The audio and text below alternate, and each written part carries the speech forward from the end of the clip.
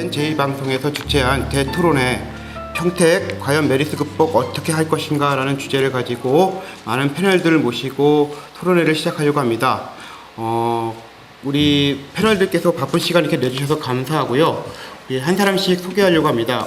먼저 평택 통북시장 상인회 이광재 회장님 나오셨습니다. 반갑습니다. 네, 반갑습니다. 그다음에 사단법인 평택시 사회발전연구소의 이은호 이사장님 나오셨습니다. 반갑습니다. 그리고 오늘 다른 패널 선생님들께서는 양해를 드리겠지만 평택시청하고 평택교육청에서 참석하기로 했는데 불참을 했습니다. 이 점에 대해서는 제작진을 대표해서 상당히 유감의 말씀을 전달해 드리겠습니다. 그 다음에 또 우리 경인일보의 민웅기 기자님 나오셨습니다. 그리고 경기도의회 경제과학기술위원회의 이동화 위원장님 나오셨습니다. 네, 반갑습니다. 예, 반갑습니다. 평택시 시의회 김수우 의원님 나오셨습니다. 반갑습니다. 예, 반갑습니다. 오늘 몇 가지 안건을 가지고 이제 대토론회를 시작하려고 하는데요. 첫 번째 이야기하고 싶은 것이 이제 평택시 이미지가 실추됐다라는 걸 가지고 어떻게 하면 회복이 될 것인가라는 주제로 먼저 이야기를 나누고 싶습니다. 평택시가 생각하면 이렇게 평택이라는 단어를 오늘 아침에도 제가 준비하면서 포털 사이트에 검색을 해봤더니요. 평택하고 한 칸 띄웠더니 제일 먼저 뜨는 게 이제 메르스가 뜨고요. 그 다음에 연관 검색어를 이렇게 봤더니만 다 메르스로 도배가 됐습니다. 그리고 이제 평택시 하면 떠오르는 이미지들을 살펴봤더니만 과거에는 뭐 이제 미군기지, 그 다음에 최근에 탄저균까지 부정적인 이미지도 있었고, 그리고 긍정적인 이미지도 있더라고요. 고독, 그 다음에 삼성, 뭐 이런, 그건 아주 긍정적인 이미지도 있었는데 요즘 메르스가 아주 도배를 해버리는 바람에 평택하면 메르스 도시로 이렇게 각인이 돼버리는 현실에 대해서 우리 김수 의원님께서 먼저 이야기해 주시죠. 예. 먼저 어제도 우리 정상균 부시장님한테 오늘 참석해서 우리가 평택시가 책임 있는 자세로 우리 메르스 극복을 같이 함께 논의하고자 한다고 이렇게 진의를 했고 참석해 줄 것을 요청을 했습니다. 대답을 못 하시더라고요. 근데 저는 시민의 한 사람으로서 우리 평택시가 우리 민간 전문가하고 우리 시도의원님들하고 함께 이 메르스 현황 문제에 대해서 정말 남의 동네 강 건너 불경경 하듯이 보는 게 아니라 우리 지역에 당장 갈등이 떨어진 현실 문제에 대해서 평택시가 직접 나서고 이거에 대해서 책임 있는 자세와 대안을 함께 우리 시민단체와 우리 시도의회와 함께 해야 되는데 오늘 참석하지 않은 것에 대해서 시민의 한 사람으로서 대단히 분노를 느낍니다. 분노를 느끼는 것까지 이제 받아들이겠고요. 혹시 이미지 실추에 대해서는 어떤 생각을, 평택의 이미지가 많이 실추된 것은 사실인가요? 많이 실추된 건 사실입니다. 문상물까지 블루베리 같은 걸 이제 거부를 했다가 최근에는 좀 받아들인 상황인데요. 대외적으로 이제 그전에는 이제 미군기지, 또 군사도시 이미지 그런 거였는데 최근에는 이제 우리 전염병이 이제 메르스 진원지가 되다 보니까 상당히 저희 평택 시민을 좀 거부하는 경향이 인구시에서 많이 벌어지고 있습니다. 그래서 저는 이런 이미지를 개선하기 위해서는 저희 시가 감성 광고 이런 거를 TV나 언론 매체에 우리 평택 시민이 힘을 합쳐서 이걸 극복해 나가는 그런 광고를 통해서 또 안심하고 살기 좋은 평택시라는 것을 이미지를 또 내년에 또 주한미군 응원으로서 우리 국제도시 이미지에만 이미지 메이킹 그 감성 광고를 좀 했으면 하는 바람입니다. 잠시 이 이미지 실추에 대해서 얼마나 영향력이 있었는지를 우리 영상을 잠깐 보시고 그 다음에 이제 다른 패널들에게 마이크를 돌려보도록 하겠습니다. 중동 지역에 다녀온 남성이 고열과 호흡곤란, 심지어 사망에 이르는 중동 호흡기 증후군. 메르스 환자로 확진 대상자 역시 1,300명을 차 넘어섰습니다. 감염자 가운데 처음으로 사망자가 발생했습니다. 뒤늦게나마 4일 대책 상황실이 가동됐습니다.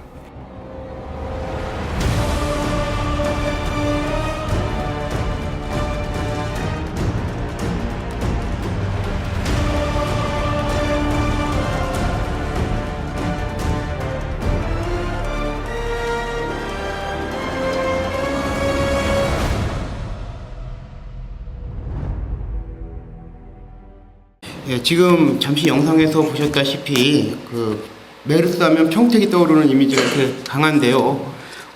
시민들은 진짜 실질적으로 이미지에 실추해서 어떻게 느끼는지 우리 이윤우 이사장님께서는 어떻게 생각하시는지 좀 의견을 듣고 싶습니다. 예, 저는 지금 자꾸 평택의 부정적 이미지를 강조하는데요. 그래서 공정한 시장은 평택의 부정적 이미지 때문에 정보를 공개 안 했다. 그리고 정보 공개를 정부가 늦게 해줘서 고맙다. 이런 식의 말도 안 되는 얘기를 하는데요. 이런 발성과 이런 태도들이 지역사회 이미지를 다른 지역에 더 민망하게 단 영향을 미치고 있다. 그렇게 좀 말씀드리고 싶고요.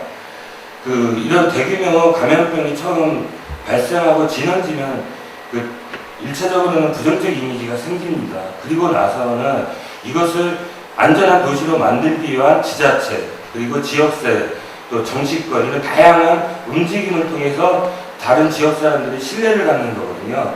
그런 측면에서 저는 1차적으로는 메르스로 인한 부정적 이미지가 생겼지만 그 이후에 평택시나 이런 정치권 이런 데에서의 적극적 노력이 난 미흡하고 또 지역사회하고 이 문제를 풀려고 하는 의지들이 약하면서 생기고 있는 신뢰 상실의 이미지, 그리고 다른 지역에서 봤을 때 도대체 평택시는 뭘 하고 있느냐, 거기 과연 믿을 수 있는 도시냐, 우리가 내려가서 안전하게 살 수 있는 도시냐, 이런 부분에 이미지 추락을 난 더 우려하고 걱정해야 된다고 생각합니다. 그리고 예를 들면 순천 같은 경우는 여기 있는 분이 내려갔다가 마을 통째가 동의됐었잖아요. 일시적으로 거기가 농산물이라는 타격을 받았어요. 근데 지자체에서 나름대로 또 공동체가 열심히 함께하고 또 노력하는 모습을 하니까 금방 극복이 됐거든요. 그리고 서울시는 2차 확산지로서 더 많은 사람들의 메르스 환자가 생기고 있어요. 근데 그게 서울시의 이미지로 가지는 않습니다. 오히려 서울시장의 적극적 역할을 보면서 오히려 서울은 좀 믿을 수 있는 도시라는 인상을 갖고 있거든요.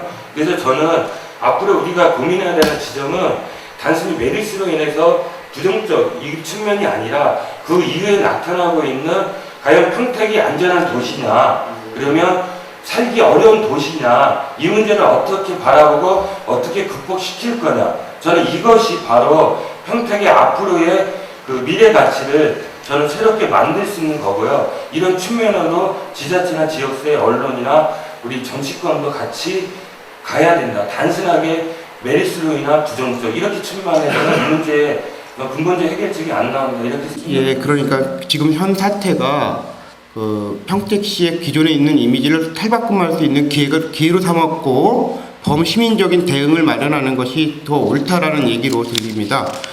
이 점에 대해서는 언론에서는 어떻게 보고 있는지 우리 민웅기 기자님께서 한번 이야기 주셨으면 좋겠습니다.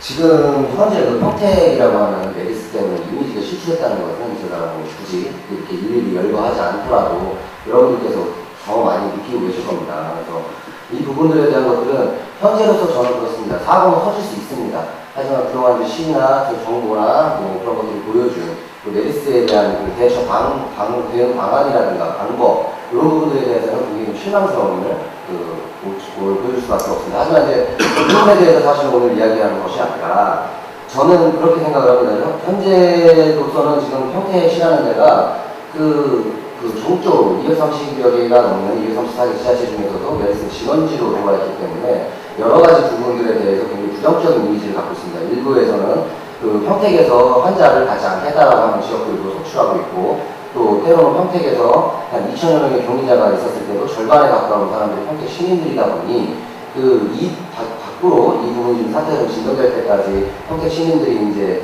메르스 청정 지역으로 이제 잠시 피신해기도 하는 그런 엽기적인 사태도 계속 벌어지고 있습니다.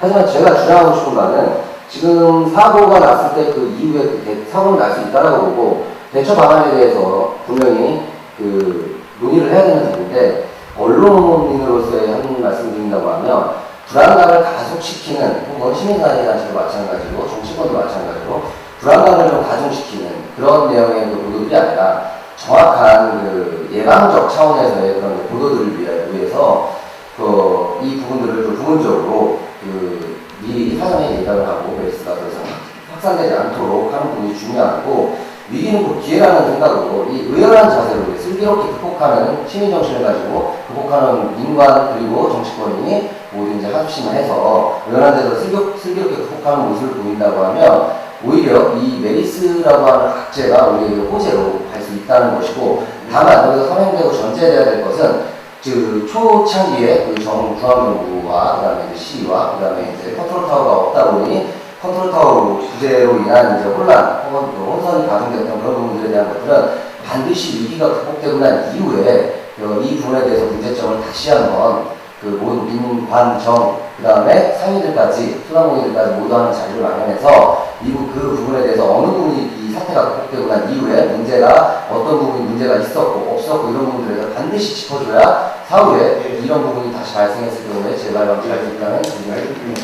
근데 그 부분에 덧붙이면요, 저는 이미지 회복을 질문하시는 거니까 저는 이제 지역사회 자체가 과연 각자의 분야에서 제대로 감시나 시민의 공익적 또 알 권리를 위해서 제대로 역할을 했는가, 언론계 포함해서 그런 부분에서는 저는 성찰의 지점들이 많다. 특히 언론에 있어서, 특히 지역 언론들에 있어서는. 그러면서 저는 이 실질의 이미지를 회복하기 위해서는 근본적으로 저는 이게 진원지예요. 그 얘기는 또 여기서 전국적으로 퍼졌던 문제가 있기 때문에 저는 평택시장이 적당한 시점에 대국민 사과를 해줘야 된다. 그리고 우리 청정도시 평택을 만들기 위해서 이렇게 노력하고 있으니 함께 도와주십시오. 그리고 극복하겠습니다. 이렇게 진정성 있는 사과와 노력하는 모습을 보여줄 때 이런 부정적 이미지들이 저는 회복될 수 있는 지점이 가까워진다. 이런 측면에서 저는 누구보다도 사실은 평택시장의 지금의 모습, 태도, 반향이 매우 중요하다. 이 문제는 그걸 다시 한번 강조하고 싶어요. 예, 알겠습니다. 이동환 의원님께서 이제 도에서 활동하시니까 평택 지역 외적에서도 어떻게 보고 있는지도 아실 것 같고 또 그 점에 대해서 이야기하실 거 있을 것 같으신데 한번 얘기해 주시겠습니까? 저는 지금 이제 경기도 의회 메르스 대책 비상대책위원회 공동위원장을 좀 맡고 있습니다. 여기에는 저희 지역이 메르스 발원지로서 한 부분을 저희가 또 책임지게 공감하는 그런 더 이상은 확대되지 않도록 메르스가 확대되지 않도록 그런 차원에서 지금 비상대책위원회를 꾸려가고 있습니다. 첫 번째 우리 평택의 메르스로 인한 상당히 지역의 이미지가 많이 실추된 건 사실입니다. 그렇지만 실질적으로 이게 중앙정부와 지방정부가 같이 공유해야 되는 시점에서 중앙정부가 정보 공유를 안 하는 거에서 사실 지방정부가 어떻게 할 수 있는 그런 상황이 없었다는 게 좀 안타깝고요. 한계가 있었습니다. 거기에 첫 번째 한계가 있었고, 저희가 경기도 예를 들어보면 경기도와 경기도 교육청이 서로 소통하고 공유해야 되는 그런 상황에서 전혀 공유를 못했습니다. 또 평택시와 평택시 교육청이 같이 공유하면서 정보를 서로 공유를 해야 되는데 이게 상당히 민감한 부분이 보건복지부에서 질본에서 절대로 정보 공유를 못하게 정책적으로 차단이 돼 있습니다. 그런 게 하나의 이제 이번 메르스 사태에 나타난 중요한 이슈입니다. 이게 중앙정부와 지방자치제가 이런 정보 공유를 해야만이 또 정보를 또 바깥으로 이걸 외부에다 알려야만이 사실은 어떤 분이 확진자고 어떤 분이 단순 격리자고 가택 격리자고 이런 것을 알아야만이 이게 진행이 되는데 전혀 그런 게 없었어요. 이제 그러다 보니까는 사실 이제 지방자치제가 할 수 있는 역할 또 거기에 이제 한계점이 이제 드러나는 것 같습니다. 사실 지금 이제 평택의 시민들이 어디 외지에 나가면 평택에서 왔어요 그러면 거부하고 멀리하고 그런 현상까지 벌어지고 저도 그런 것도 많이 경험을 했습니다만은 이렇게 그 평택이라는 이미지가 메르스로 인해서 상당히 많이 추락이 되고 하락이 됐지만 지금은 이제 우리가 어느 정도 메르스가 지금 이제 진정당하는 그런 국면에 이제 처해 있기 때문에 사회단체, 종교단체, 또 시민이 하나 되는 그런 그 성숙한 모습을 좀 보여야 되겠고요. 그 다음에 아까 우리 정민호 부장님께서 말씀하신 것처럼 국민과 민과 간이 하나 되는 그런 시점으로 이제 좀 시작이 돼야 되지 않냐는 그런 생각입니다. 알겠습니다. 다 하나같이 지금 얘기해 주시고 있는데, 사실은 그 상인들은 어떻게 느끼는지가 또 궁금합니다. 상인들은 그 평택에서 장사하는 것이 이제 부끄러울 정도로 심각한가요? 네, 저는 지금 우리 한국시험뿐만 아니라 평택시 전체 사회연합회를 맡고 있는데요. 한 3,000명이 경사를 하고 있어요. 그 소상공인들까지 같이 우리가 연대를 해서 좀 움직이고 있던 것도 있고, 대형마트 가면 같이 싸운 적도 있고, 25개 시민단체와 소상공인들과 같이 싸운 적도 있는데, 이번 느낀 것은 너무한다. 정치권이나 시나 관계자를 너무한다. 우리가 왜 이런 일을 겪어야 하느냐라는 식으로. 그러니까 정보죠. 정보가 이게 좀 쉽게 다 잡을 수 있었던 것도 상인들이 전부 다 그렇습니다. 다 쉽게 잡을 수 있었고 평택에서 이렇게까지 와전되지 않았을 것을 너무 와전시켜놨다. 네, 그런 것이 가장 큰 문제고, 그리고 나서도 지금도 마찬가지지 않습니까? 누구나 잘못했다는 사람은 나오지를 않아요. 네? 그렇죠. 정부도 그렇고 누가 나 잘못했단 말 나오는 사람이 없습니다.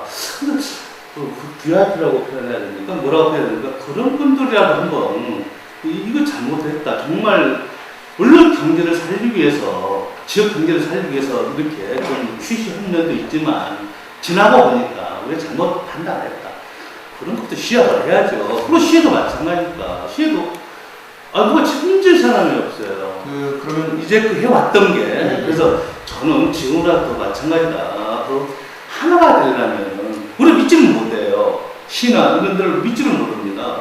그리고 또, 외람되게 우리 통곡시장, 전통시장, 또 서정리 시장, 중앙시장, 성북시장까지 해서 노포시민들 많이 왔다 갔습니다. 아시죠? 네, 노포시민들 많이 왔다 갔는데, 사실은 같이 또 느껴보면, 정말 왜 피부에 닿는 얘기는 하나도 들어본 적이 없고, 근데 상인들 뭐라고 하는지 아닙니까? 사진 찍으러 온다. 사진 찍으러 온다. 이런 식으로 얘기를 합니다. 저는 그런 것이 아니라, 정말 같이, 느낌이 같이 가야죠. 네? 상이 어려운 것들, 지금 우리, 정말 좀 이따 얘기하겠지만, 매상이 정말 50%, 40% 얘기하는데, 그건 거짓말입니다. 10%도 안 됩니다. 메르스 전과 후는 10%도 안 됩니다, 매상이. 그러니까 아예 가게들 다 문 닫고 놀러 가는 사람도 많아요. 너무 힘들어요. 자, 여기까지 가장 중요한 것은 일단 하나가 되기 위해서는 시나 모든 시민들이 함께 하려면 누구든지 이렇게 해서 잘못되어 있으니까 이렇게 다시 우리가 몰랐던 부분이었으니까 다시 한번 같이 좀 봐달라. 이거 열심히 하겠다. 이런 부분이 잘못됐다. 그래서 같이 좀 풀었으면 좋겠다. 여기는 여기 없이 일단은 생각들이요. 가장 중요한 건 생각들이 없습니다. 이제 시의 이 얘기라 그런 얘기 받아들이질 않습니다. 고집부터 받아들이질 않습니다. 그건 안 돼요. 어떻게 발전시킬 수가 없습니다. 그럼 지금 뭐 패널들께서 정리하신 1번 주제에 대해서 좀 정리를 해보면, 지금은 평택시가 위기를 맞은 건 맞고 이미지 실추할 만한 상황에 빠져 있는 건 맞지만, 이걸 기회로 삼아서 호재로 바꿀 수 있는 그 범시민적인 연대심이 부족하고, 그런 그 평택 시민들의 그 연대가 형성되기 위해서는 진정성 있는 어떤 해결 방안이 필요하다라는 걸로 정리할 수가 있을 것 같습니다. 그렇지는 않은 것 같고요. 그렇게 문제는 아닌 것 같고요. 예. 저는 여기에 어려운 상황을 미친 건 맞지만, 그리고 이 여파가 당분간은 이어질 겁니다. 그렇긴 하지만 이거는 질병이나 어쩔 수 없는 부분이기 때문에 극복이 불가능한 이미지는 아니에요. 그 이유가 가장 중요하다는 거고, 그런 측면에서 특히 평택을 책임지고 있는 시장으로서의 태도와 역할이 앞으로 되게 중요할 거다. 믿음과 신뢰의 상실은 어떤 정책도 시민들을 움직일 수 없는 거예요. 그런 점을 어떻게 회복할까를 평택시장은 우선적으로 좀 깨달아야 되는 거고요. 그리고 어떤 게 호재는 아니죠. 우리가 같이 노력을 해야 되는데 이 노력의 주체는 시민들을 함께한 마음이 돼 있어요. 다만 이것에 대한 믿음과 신뢰를 시가 보여달라는 거예요. 이게 한참 우리 상입 때 국가든 시든 시민들 앞에 있었나요?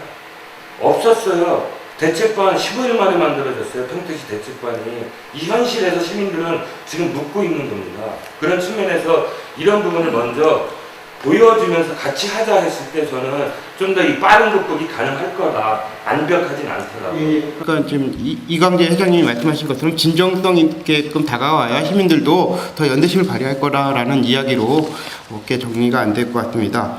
그러면 이제 자연스럽게 우리 이제 평택시가 지금 많은 피해를 본 것에는 동감을 하시는지 모르겠는데 우리 김 의원님께서는 어떻게 보십니까? 우리 평택시가 지금 뭐 생활적인 면에서 뭐 모임도 못 고 경제는 아까 뭐 이광재 회장님께서 얘기한 것처럼 뭐 더 심각하다고 얘기하는데 어떻게 보상을 하는 게 시에서는 좋은 것 같습니까?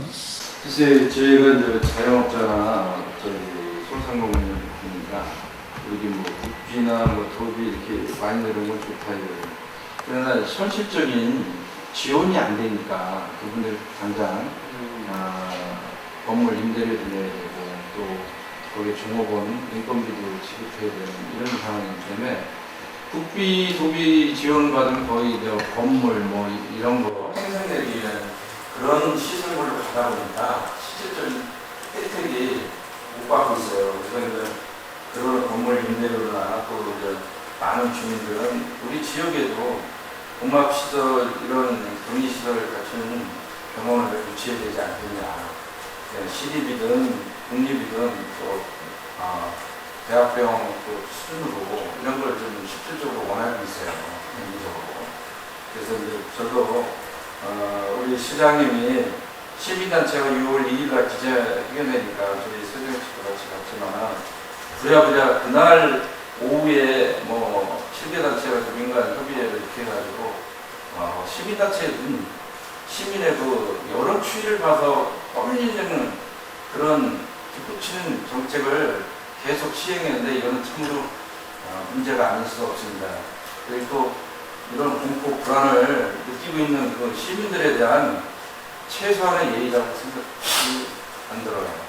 왜냐하면 책임 있는 그 시장으로서 수장으로서 우리 시민들의 그 생명과 건강 책임져야 될 시장이 우리 지역에서 그렇게 많이 발생했으면 진짜 전면에 나서서 공개 요구하고 그거에 대한 대책 수립을 자기가 진두지휘 했어야 되는데 오히려 뒤로 숨고 시민들한테 알 권리를 안 하려고 정부 중앙정치에 눈치만 보고 있고 이런 형국이 되니까 시민들의 분노가 지금 치밀어 오르는 거 아닙니까? 그 부분은 이제 좀 이따 이제 그 평택시의 위기 대처 능력을 평가할 때 좀 더 얘기해 주시면 좋겠고요. 논점은 지금 이제 어떤 보상이 이루어지는 게 더 좋겠느냐라는 얘기인데 우리 이광재 회장님께서 여기에 대해서 할 말이 많으실 것 같습니다. 이해가 좀 많이 좋았고. 간단하게 부탁드립니다. 사실은 간단히 해야 되는데 사실은 뭐 이율 작게 해서 2.4%까지 얘기했더라고요. 근데 그 이율 2.4%에서 지원해 준다, 뭐 해준다 하는데 또 막상 가보면요 문턱이 굉장히 높습니다. 제가 우리 이제 회원들하고 상인회 회원들하고 가서 해보니까 이게 사실은 아무 조건 없이 해줘야 되는 거거든요. 근데 그 조건이 아니라 더 까다롭습니다. 더 까다로워요, 이게. 2.4%니까 너무 싼 거니까. 근데 사실 2.4% 요즘 은행권 3%면 얻어내요. 3%, 3.5% 뭐 담보 있으면 금방 이자 싸졌어요. 근데 아무 의미가 없다는 얘기를 드리고요. 2.4%라는 그 대출형 그렇죠. 보상은 의미가 없다. 의미가 없고요. 그 다음에 너무 많은데 거기 해준다는 것에 대해서만 얘기 드리자면은 2.4%에다가 뭐 지원, 뭐 문제 있는 것들 뜯어 고쳐주겠다고 한다든가 여러 가지 조건이 있고 또 세금 문제를 얘기하더라고요. 근데 3개월로 유예를 시킨다고 그러더라고요. 유예. 이게 3개월 안에는 내면 내라. 3개월 안에 내라. 그거 세금 면제입니까? 면제도 아니고 기회인데 그 아무 의미가 없습니다. 실질적인 의미가 없습니다. 그래서 이건 아닙니다. 사실상 이 7월달, 2월달 갔지 않습니까? 7월달 또 갈 것 같아요. 그대로 갈 것 같아요. 오늘도 시간 돌아보고 왔는데 그대로 갈 것 같아요. 그러니까 이게 그렇게 되면은 상인들은 정말 피해가 너무 많다. 네, 정부에서 잘못하고 시에도 조금이나 잘못했던 거니까 그거니까 거기에 대해서는 우리가 정부의 차원에서라도 실질적인 도움을 줘야 될 거 아니냐. 가비스를 좀 해준다든가 아니면 과감히 우리 그 세금을 면제한다든가 그런 법이 안 된다고 하더라고요. 그럼 그거 더 안 된다. 그러면 재난재해지구로 선포를 해달라. 재난재해지구로 선포를 해달라. 그건 할 수 있고, 그건 재난재해지구로 선포를 하면은 된다는 식으로 얘기하더라고요. 그럼 뭐 이렇게 실추 문제를 얘기하더라고요. 근데 실추 문제는 과연 오늘도 그 얘기 좀 듣고 싶어서 우리 시민단체랑 이런 실추 문제가 재난지구로 선포하면 실추 문제가 크게 관련도 될 것인가. 저도 묻고 싶어서 오늘 사실 드렸습니다. 제가 이거 받아서 지금 이광재 회장님께서 이제 말씀하신 거에 똑같은 내용들인데, 제가 지금 말씀하는 메리스 극복을 위해서 이제 지금 계속 재정적인 지원을 한다, 시설적 지원을 한다, 이런 부분들이 굉장히 많거든요. 근데 사실상 현재 피부로 느끼는 지금 소상공인들이라고 표현을 하겠습니다. 소상공인이나 서민들은 그것들을 원하는 것들이 아니에요. 그러니까 어떤 부분이냐고 한다고 하면 이 부분은 어차피 저희로 2.3%를 할지라도 이거 갚아야 될 돈입니다. 세금요, 방금 이광재 회장님 말씀하셨던 것처럼 3개월 이후에 유예해준다는 거요? 면제준거 아닙니다. 지금 당장 오늘 대부분 소상공인들이 오늘 내일 하시는 분들입니다. 오래 벌어서 이달에 흑자가 나야 자재들 생활비도 쓰고 또 건물 임대료도 내고 하는 그런 부분입니다. 실질적으로 제가 이제 제안을 이제 말씀을 드리는 것은 어떤 부분들이냐면, 지금 현재 이 제도가 이제 반드시 선행돼야 될 부분들이 있겠지만, 이게 여기에서 생활권의 사람들이 지금 나오지 않고 있단 말이에요. 나오지 않고 메리스나 공포가 확산이 돼 있는 지역사회나 혹은 좀 넘어서 전국사회에 넘어가 있기 때문에 나오지 않고 있다는 거예요. 이 사람들이 나와서 소비할 수 있게끔 해줘야 되는 정책이 필요하다는 거죠. 그렇다고 한다면 캠페인도 전개할 수 있겠고요. 이 부분들에 대해서 오늘이 상품권을 강매해서는 안 되겠지만, 오늘이 상품권 같은 경우는 좀 유도를 해서 좀 지역사회에서 좀 풀어줄 수 있게 해주는 방안들이 있어야지 그 지역사회가 좀 실질적으로 보상이 된다는 건데, 근데 여기에서 좀 선행해야 될 문제들이 무엇이냐면, 뒤에 이제 가서 다시 한번 제가 대책하고 메리스에 대한 향후 대책에 대해서 한번 말씀드리겠지만, 전문가 집단이 좀 나눠줘야 된다는 거예요. 무슨 이야기를 한다면, 평택시 의사회에서 한 2차례 걸쳐서 호소문을 좀 얘기를 했지만, 그 사람들이 안전하다, 혹은 그 사람들의 의견을 받아서 정부가 혹은 지자체가 이 부분을 안전하다고 인증을 해줘야 된다는 거죠. 그래야 시민들이 그 말을 믿고 나와서 직접적인 소비를 한다는 거죠. 그런 부분들이 전혀 선행되지 않고 그냥 막바로 무슨 캠페인을 전개한다고 하면, 그 상황에서 갑자기 또 아니라 사태, 또 메리스 환자가 다시 또 발생하게 되면 그거에 대한 책임 또한 또 버거워질 수밖에 없다는 거죠. 그렇다고 한다면 전문가직들에게 조언을 구해서 그 부분에 대한 것들을 캠페인 전개라든가 혹은 의사상품이라든가, 그러니까 대출금을 준다던가 저이자로 저금리를 준다던가 혹은 세금을 유예해 주는 것은 별 실질적이지 못하고 다른 방안이 더 실질적일 것 같다라고 얘기하고 계신데, 우리 이동환 의원님께서 보실 때는 예산을 잡고 계시잖아요, 또. 네, 예. 우리 이광재 회장님 아주 그냥 아픈 말씀을 좀 잘 해주셨습니다. 사실 이제 저희도 실질적으로 이제 우리 전통시장과 소상공인을 대상으로 해서 한 500억의 지금 자금을 이제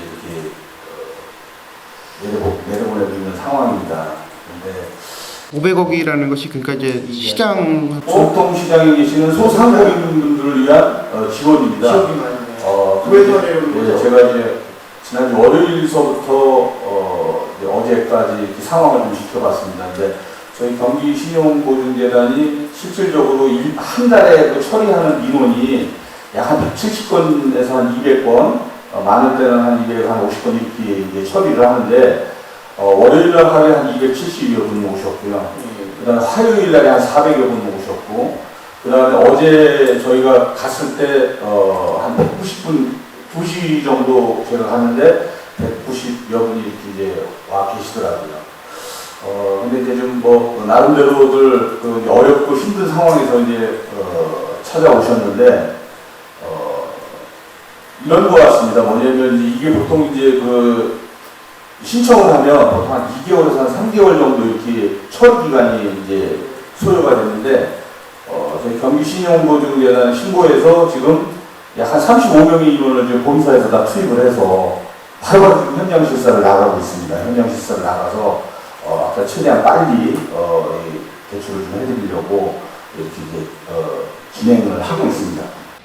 지금 이 회장님 말씀은 대출 자체가 좋은 대안이 아니라고 지금 얘기하시는 거예요. 예, 근데 이제 지금 현재 자금을 경기도가 할 수 있는 자금은 그거밖에 없습니다. 그래서 실질적으로 이제 저희가 지금 이제 제 상임위가 이제 경제과학기술위원회인데요.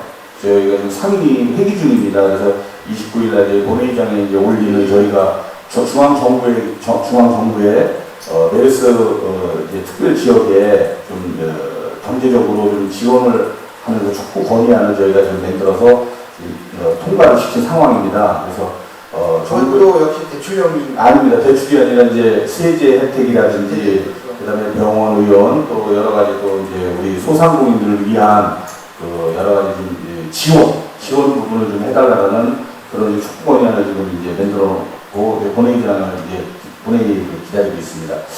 이제 그런 것도 있지만 실질적으로 이제 또 우리가 중소기업에 이제 특별안정자금 300억을 또 이제 따로 이제 추가 이렇게 지원을 하고 있고요.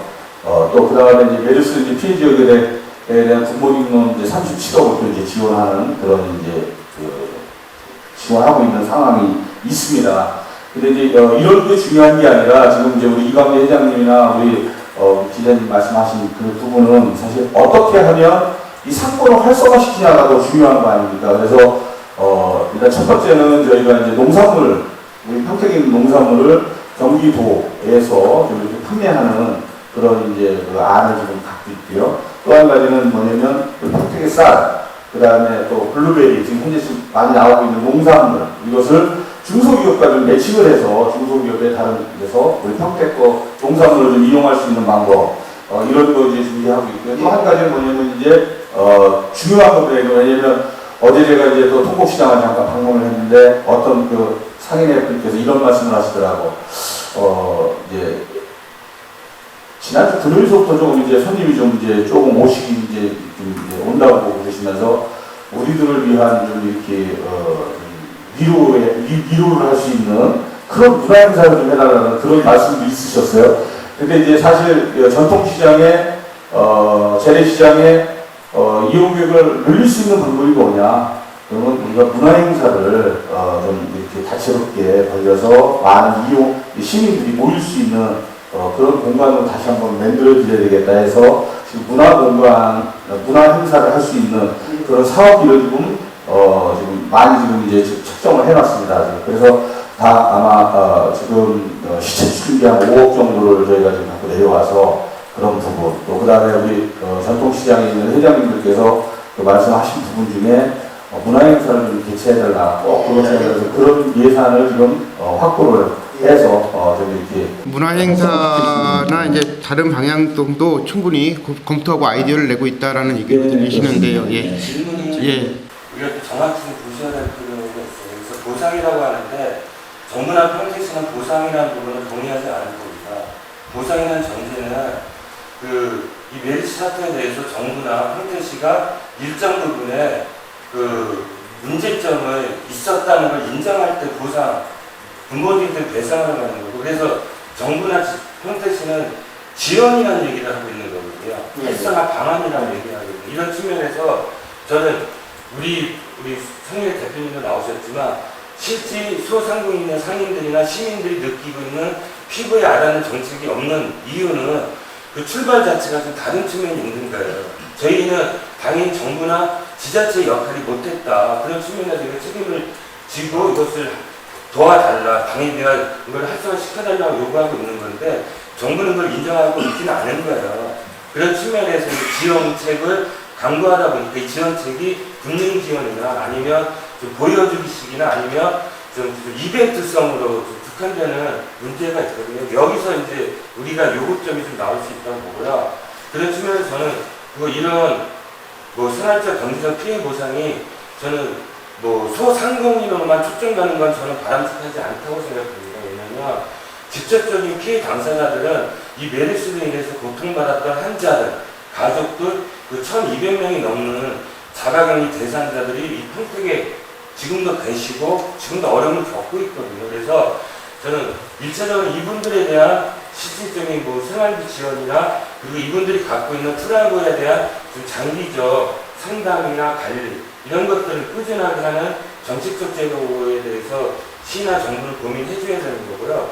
그리고 이것을 통해서 영향을 지금 급격하게 받고 있는 좀 평택이 다른 지자체보다 좀 더 심한 형태예요. 근데 질병에 대한 정극화가 됐기 때문에 평택만 정말 힘들다. 이건 과학적 그런 통계상으로는 그렇지는 않거든요. 어려운 건 맞습니다. 근데 상당수 지역에도 이런 영향을 받고 있거든요. 그런 측면에서 그러나 평택은 더 근본적인 영향을 받고 있기 때문에 저는 아까 이강재 회장님 얘기하셨던 이게 좀 더 제도적으로 직접적 지원이 되려면 재난지역으로 이게 선포돼야 돼요. 그 구조가 아니면 간접 지원 방식으로 형식적으로 또 예산들이 평택으로 집중되면 거의 불가능하거든요. 근데 세월호 때 안산하고 진도가 재난지역으로 됐지만 그 지역의 이미지가 나빠졌나 좀 그렇게 보진 않아요.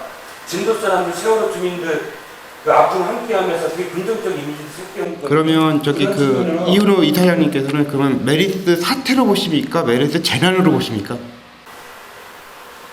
이건 재난이죠. 두 가지가 다 지금 혼합되어 있는 개념입니다. 그러니까 재난이라는 개념으로 보시기 때문에 그래야 이광재 회장님께서 얘기하신 게 재난 선포 지역으로 또 갈 수 있는 거죠. 어디서 재난 사태에 대한 구분하시는 거는 적절한 증거는 아니시고요. 재난 속에서 사태가 된 거예요. 같은 개념이에요. 그리고 저는 재난 지역이 선포되더라도 난 평택시 이미지가 더 나빠지거나 그런 부분은 아니다. 오히려 이걸 통해서 극복을 잘해나가면 더 빠른 시기 안에 이미지도 극복되고 여기 상인분들이나 지역민들에게 더 직접적 혜택이 되는 거기 때문에 저는 경제를 그렇게 평택시장이 얘기하면서 왜 직접적인 지역민들이 도움받을 수 있는 이 제도는 왜 부정하죠? 부정적 이미지가 확산된다면 논리적 모순에 지금 평택시는 정책이 왔다 갔다 하는 거예요 지금. 그러니까 시민들에게 문제가 생기고 마지막으로 정책이 왔다 갔다 마지막으로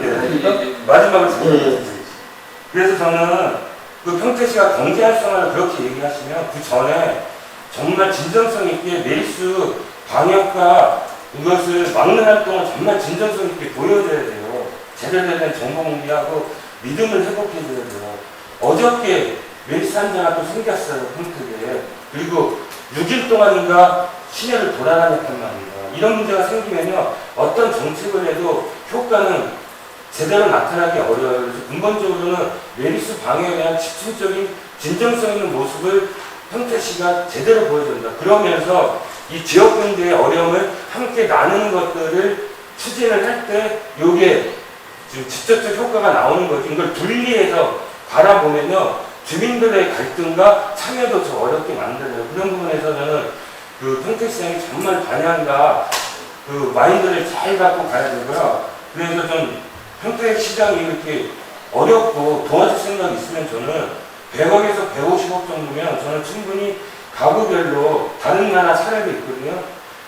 현금이나 상품권을 가구당 5만원, 10만원을 직접 지원해 주는 거예요. 그걸 통해서 소비하라고 권고하는 겁니다. 그리고 이 상인들의 직접적 어려움을 파악을 해서 시가 이런 부분에서 예비비나 여러 가지를 동원해서 아니면 마을공동체 지원 여러 가지 명칭을 붙여서 여기에 임대료 일부를 지원해 준다는 이런 가시적인 것들을 할 때 시민들은 감동을 느끼고 실질적으로 함께 참여하고 갈 수 있는 거지.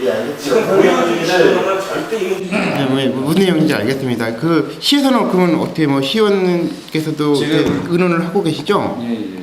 제가 볼 때는 세월호는 우리 배가 거기서 침몰한 사건이 이거는 청부터 전염병이 도는 거예요. 그렇기 때문에 이런 양상이 좀 크다 보고요. 그래서 이제 저희 환자 유가족들은 사망하시고 전부 다 여러 가지 본인이 잘못해서 이게 죽은 게 아니잖아요. 그렇기 때문에 이제 그 평택시가 시하고 보건소가 주가 돼가지고 우리 가족들 심리치료 이런 것도 해야 되고 또 한 가지 더 제가 덧붙이자면 우리 성모병원은 질병관리본부에서 시킨 데만 있어요. 28일 그때도 파견자가 왔을 때 코트 격리 조치를 하겠다 이렇게 제안을 했는데 또 간호사하고 의료진하고 환자만 하면 된다 이런 식으로 했기 때문에 성모병원 입장에서는 억울하다. 네? 정부에서 시킨 대로 지침만 따랐는데 지금 마녀 사냥식으로 지금 희생하고 몰고 가겠다는 거예요. 이 분야에 대해서 우리 평택시장은 수수관관하지 말고 지역의 그 병원이 억울하게 이 희생양을 주면 안 되기 때문에 이거에 따라 지금 지원이 있어요. 그런지 알겠습니다. 지금 이제 제 생각에는 이제 직접 피해자가 있고 간접 피해자가 있는데 어떻게 보상을 하느냐를 구분하고 있다라고 구분을 이제 하고 있는데 그게 지금 시민들에게 홍보가 안 되고 있는 것 같습니다. 그 점에 대해서 우리 이동화 의원님께서 얘기해 주시고 있으면 해주시기 바랍니다. 네. 우리 이제 방금 김수 의원님께서 말씀하신 부분 이제 성모병원 지난 금요일 그 한양대 구리병원에서 그 확진 환자가 이제 발생되면서 한양대 구리병원에 있는 환자들을 이송시켜야 되는 그 상황이 있었습니다. 그때 그 상황이 상당히 긴박하고 또 이제 질본에서는 경기도 우리 보건복지국에다 평택 성모병원으로 그 나머지 환자들 116명을 이송했으면 좋겠다. 네. 그러면서 그 평택 성모병원으로 이송할 것을 이제 그 지시를 내렸어요, 일명. 그래서 경기도는 평택시와 상의를 했습니다. 상의를 했는데 사실 이제 그 지금 우리 진원지고 이제 지금 이제 마무리 단계에서 이제 좀 정리하는 단계고 이제 시민들도 이제 어느 정도 안정된 그런 상황에서 사실 그 성모병원에서 그걸 받을 수 있는 상황은 아니다. 상당히 근데 이제 그 구리시 쪽에서는 평택을 상당히 압박을 했습니다. 이제 저도 이제 공동대책 그 비대위원장을 하면서 그런 상황에서 실질적으로 그 평택은 받을 수 없는 부분입니다. 그게.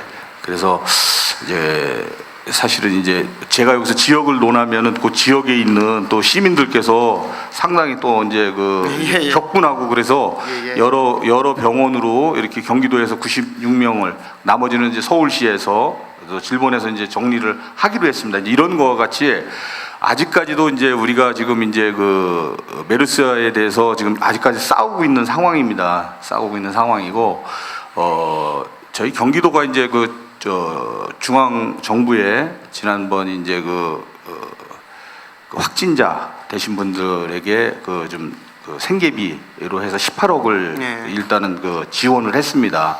18억을 지원을 했는데 직접 보상을 18억을 했는데 본인이 이제 뭐 생계에 문제가 없으니까 나는 안 받겠다라고 해갖고 한 분들이 우리가 그 데이터상으로 보면은 약 한 24%가 안 받으셨어요. 안 받으시고 거부하신 겁니다.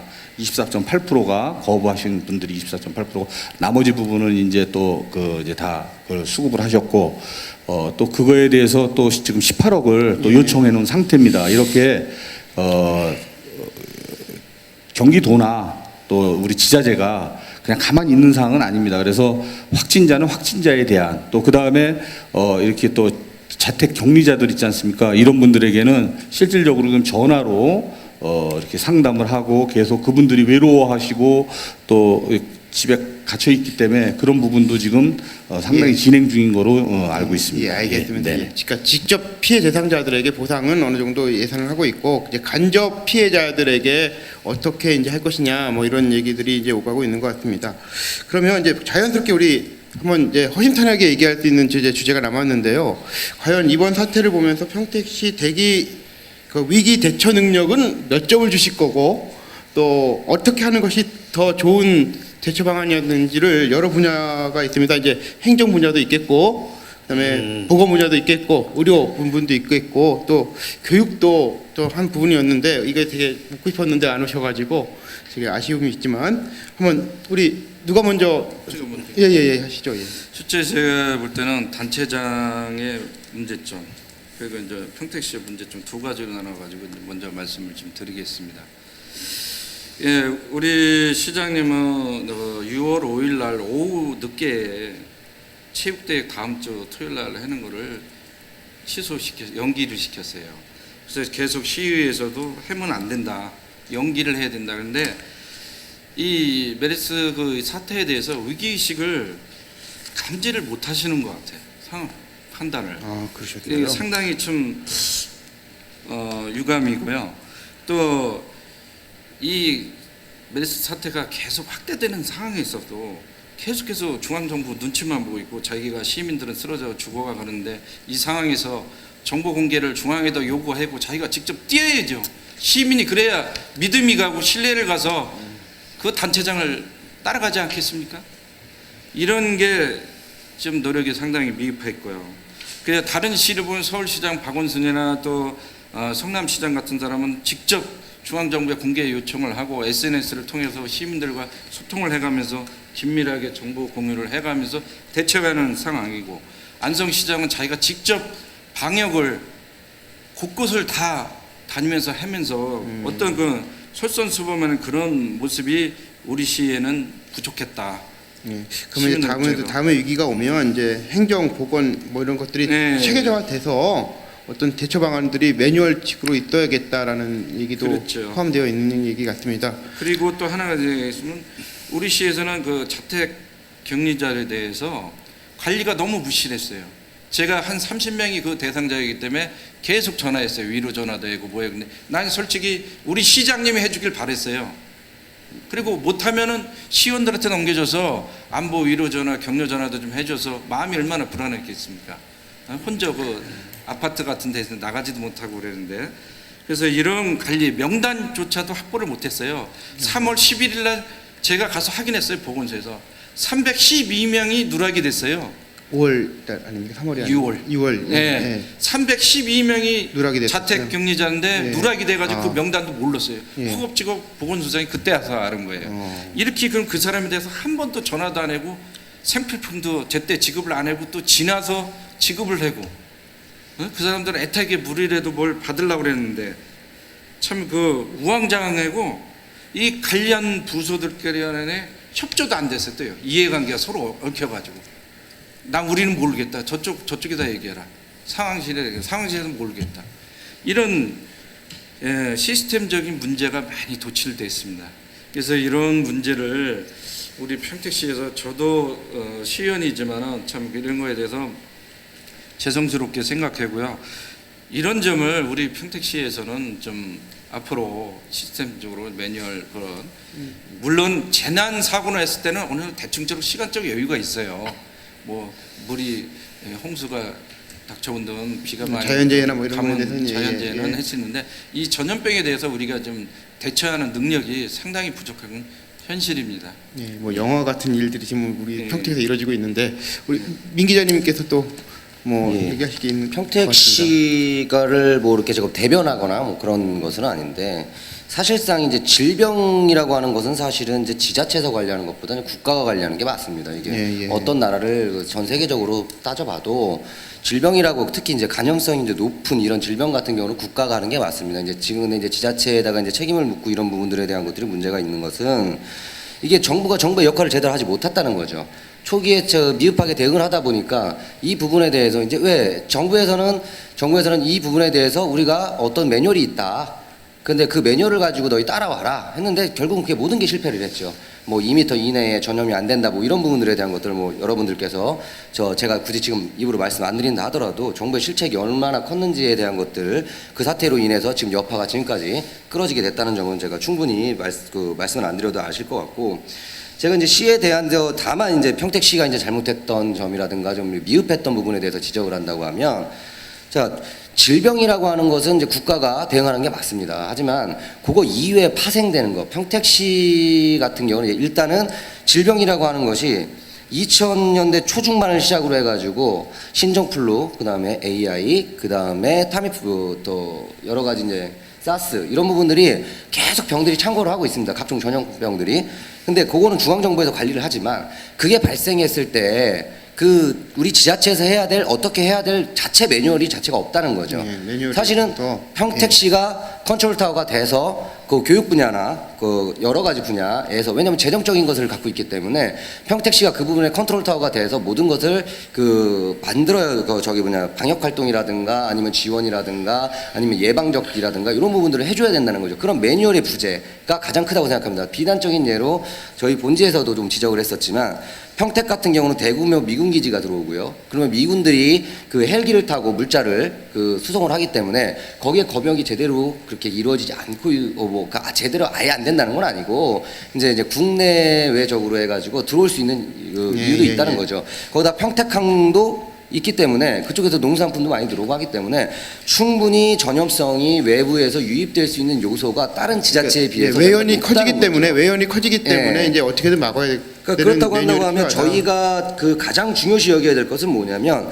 자 질병이라든가 각종 전염병이 계속해서 창궐 하고 있는 상황에서 국제적으로 우리가 그 국제 도시로서의 그 위상을 갖출 수 있는 그런 여지가 있는 것은 미군 기지가 있고 평택항이 있습니다. 그래서 그럴 여지가 충분히 다른 자체보다 높기 때문에 저희만의 자체 매뉴얼을 갖고 있어야 된다는 거죠. 그러니까 국제적 그걸로 수준의 매뉴얼이 필요하다라는 얘기를 그런 드립니다. 부분을 예. 통해서 4번 나중에 이제 다 차후의 주제가 있겠지만 그런 매뉴얼들을 통해서 이런 사태가 발생했을 때는 어떻게 우리가 대처를 해야 되겠다. 그리고 민간이 유기적인 협조 체제를 구축을 하고 공고히 민간이 해줘야 이제 같이 할 수 있는 해줘야 이 부분에 대해서 재발 방지가 된다는 그러면 저기 얘기가 이은희 사장님 혹시 저렇게 그 대처 매뉴얼을 시민단체랑 같이 만드는 것이 옳다고 생각하십니까? 그거는 이렇게 4번째 대안에 있었기 때문에 제가 얘기를 안 하려는 게 논점이 일로 가버리는 거예요. 예예예. 그거는 제가 시한테도 따로 건의한 부분이에요. 예, 예. 인간이 함께 지역 특성에 맞는 매뉴얼이 필요하다. 그러니까 국가의 매뉴얼이 필요하고 지역마다 다른 차이들이 있기 때문에 그런 차이에 맞는 지역별 매뉴얼을 같이 갖고 훈련하고 교육하는 것들이 정말 시급하다는 부분은 시 관계자하고 제가 따로 얘기해 본 것도 있고요. 말 주셨으니까 하면 이거는 좀 대안을 이따 하려고 했으니까 그때 다시 더 풀고요. 아까 물어보셨잖아요. 평택시 뭐 점수 몇 점 줄 수 있느냐. 예예. 저는 평택시장에는 마이너스 60점이 맞다고 생각해요. 0점도 나는 후하게 주는 거다 이렇게 보고요. 다만 평택시 공무원들은 그렇게까지. 고생들 했다는 측면에서 저는 그 부분은 인정하고 싶어요. 무왕장했던 측면은 아쉽긴 하더라도 그 노력은 인정하고 싶고 예. 다만 여기서 왜 평택시장을 마이너스 60이라고 얘기할 수밖에 없는 거냐면요.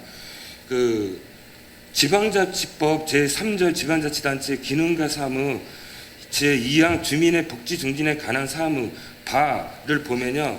감염병과 그 밖의 질병의 예방과 방역이 지자체의 기능과 사무로 딱 돼 있어요. 지방자치법에. 그 얘기는 뭐냐면 이 감염병 예방 방역이 그 단체장으로서는 최우선적인 당연히 해야 되는 역할이자 의무라는 거예요.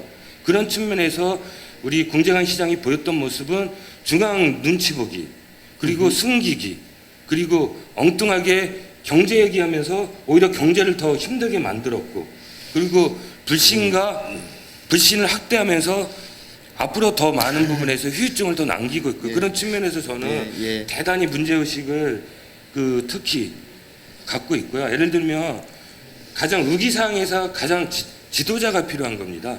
지도자의 리더십에 따라서 그 지역은 뭉치기도 하고 갈등이 생기기도 하고 이렇게 하는데 그런 측면에서 저는 그런 측면 때문에 저는 단체장의 리더십이 위기사항일 때는 매우 중요하다. 그런데 위기사항일 때 우리 평택시장은 보이지 않았다. 그리고 뭘 하는지 몰랐다. 그리고 엉뚱한 짓거리만 하고 있었다가 일반 시민들의 평가예요. 그런 측면에서 저는 그렇게 좀 보고요.